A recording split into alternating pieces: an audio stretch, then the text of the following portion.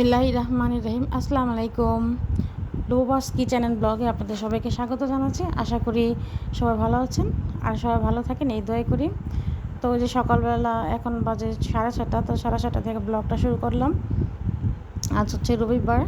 তো আজকে থেকে আমার ছেলে মেয়ে টিউটোরিয়াল এক্সাম শুরু হয়েছে। তো মেয়ে তো 8টা থেকে পরীক্ষা, মেয়ে এখন সকালবেলা পরীক্ষা দিতে যাবে। তো ওর জন্য একটু পরোটা ভেজে নিলাম আর একটু এগ স্ক্রাম্বল করে দিলাম। ও আবার এগ স্ক্রাম্বলটা সস দিয়ে পরোটা দিয়ে খেতে খুব পছন্দ করে। তো যদিও ভারী নাস্তা খেতে চায় না, তারপরে একটু চেষ্টা করি একটু খাইয়ে দেওয়ার, যেহেতু এক্সাম দেবে আজকে 2টা টিউটোরিয়াল, 2টা এক্সাম। তো এই জন্য একটু চেষ্টা করলাম একটু ভারী নাস্তায় খাইয়ে দিই। সচরাচর পাউরুটি খায় ও, তো আজকে একটু ভাবলাম যে একটু ভারী নাস্তা দিই।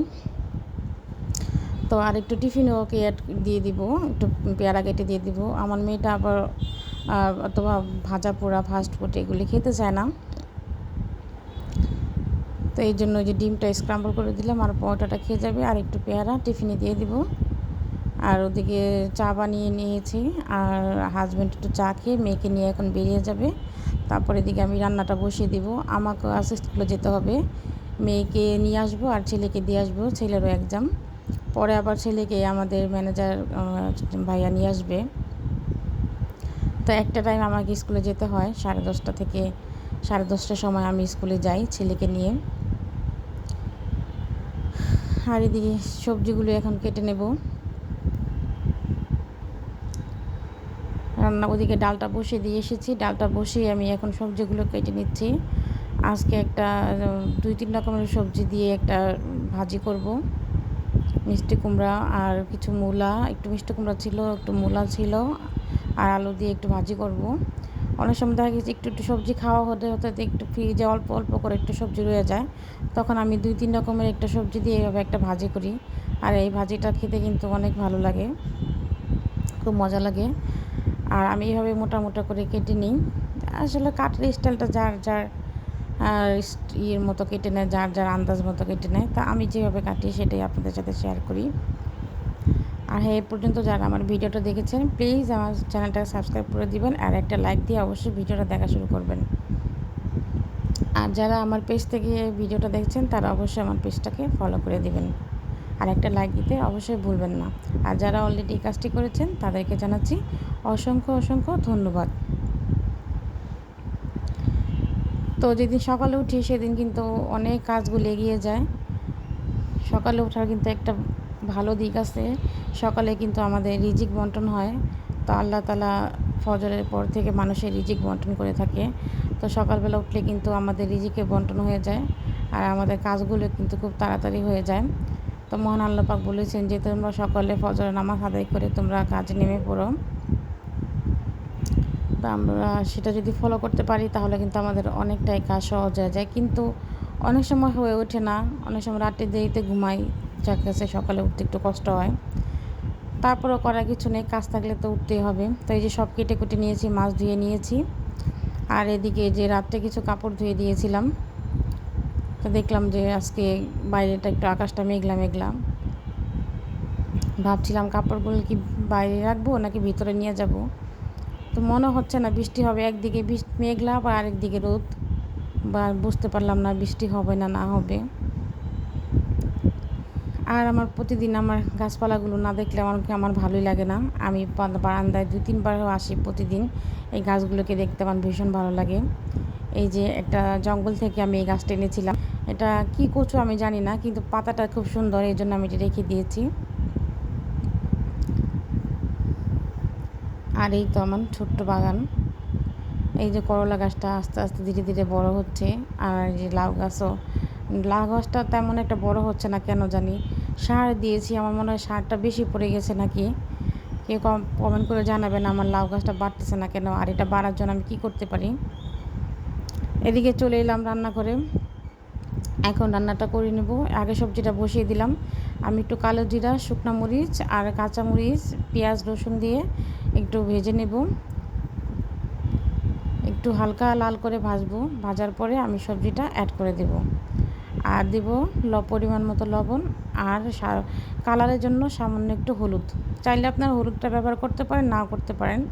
তো আমার হাজব্যান্ড যেহেতু সাদা কোনো জিনিস পছন্দ করে না, মানে কোনো জিনিস ভাজি বলেন, মানে কোরমা জাতীয় জিনিস যে সাদা হয়, আমার হাজব্যান্ড সাদা জিনিস একদমই পছন্দ করে না। তো ওরা আবার একটু কালার সাদাতে জানি না কেন, এটা জেনেটিক হয়তো বা আমার শাশুড়িও পছন্দ করতেন না। তো মাকেও দেখতাম সবসময় ভাজিতে হলুদ দিত। তো সেটাও শাশুড়ির কাছ থেকে শিখেছি, আমিও সব সবজিতে একটু করে একটু পরিমাণ হলুদ দিয়ে থাকি। তো এখন সবজিটা ঢেকে দেবো, আর সবজি থেকে যে পানিটা উঠবে সেটা থেকে কিন্তু সবজিটা সিদ্ধ হয়ে যাবে। তো এখন আমার সবজিটা সিদ্ধ হয়ে গেছে। আর এখন আমি মিষ্টি কুমড়া, আলু আর মূলাগুলি একটু একটু সামান্য ভেঙে ভেঙে দেবো কয়েকটা, যাতে সবজিটা পুরো একটু মাখা মাখা হয়, তাহলে ভাত দিয়ে খেতে ভালো লাগবে। আর এইভাবে এই সবজিটা একবার রান্না করে দেখবেন, অনেক মজা হয় কিন্তু। আর কালো জিরা, শুকনো মরিচটা আর রসুনটা অবশ্যই দিবেন। এতে একদম হোটেলে যে আমরা সবজিটা খাই পরোটা, রুটি পরোটার সাথে, একদম সেই সবজিটার মধ্যে ঘ্রাণ আসে। চাইলে আপনারা একটু পাঁচফোড়ন অ্যাড করতে পারেন। তো যেহেতু আমার মূলার ফ্লেভারটা আমার কাছে খুব ভালো লাগে, তাই আমি আর পাঁচফোড়ন দিলাম না, যেহেতু তাই একটু কালো জিরা দিয়েছি। আর এদিকে এখন বোয়াল মাছটা বসিয়ে দেব। বোয়াল মাছটা ভেজে নিয়েছি, আর এই যে মশলা কষিয়ে নিয়েছি। মশলা কষিয়ে এখন আমি বেগুন আর আলু কেটে পানিতে ভিজিয়ে রেখেছিলাম। আর বেগুন কেটে কিন্তু অবশ্যই পানিতে ভিজিয়ে রাখবেন, তা না হলে কিন্তু বেগুনটা কালো হয়ে যায়। আর যদি একটু পোকা টোকা থাকে ভিতরে, তাহলে কিন্তু ওগুলো বেরিয়ে যায়। সবচেয়ে ভালো হয় যদি লবণ পানিতে আমরা ভিজিয়ে রাখি। তো এই যে এখন আমি সবজিগুলো দিয়ে একটু কষিয়ে নেব মশলার সাথে, আর দিয়ে দিব পরিমাণ মতো লবণ।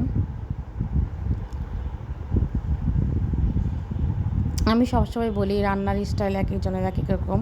সবাই আমরা একই মশলা কিন্তু ব্যবহার করি, কিন্তু তারপরে এক একজনের রান্নার স্টাইল কিন্তু এক এক রকম, আর স্বাদটাও কিন্তু এক এক রকম আসে। তো আমি যে স্টাইলে রান্না করি সেটাই আপনাদের সাথে শেয়ার করি। আমি বলবো না যে আমার রেসিপি ফলো করেন। যদি ভালো লাগে তো ফলো করতে পারেন, না করলেও কোনো সমস্যা নেই। আর আমাদের বাসায় সবজিটা একটু বেশি খাওয়া হয়, মানে ভুনা মাছটা, মানে দো পেঁয়াজি আর ভুনা যেটা বলেন, সেই মাছটা একটু কম খাওয়া হয়, কারণ আমার হাজব্যান্ড পছন্দ করেন না।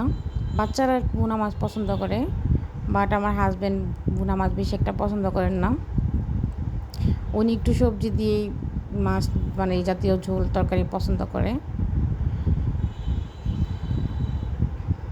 তো হাজব্যান্ডের পছন্দ অনুযায়ী রান্নাটা করি। তাই তো মাশাআল্লাহ তাবারাকাল্লাহ, আমার তরকারিটা রান্না হয়ে গেছে। এখন আমি ভাতটা বসিয়ে দেব।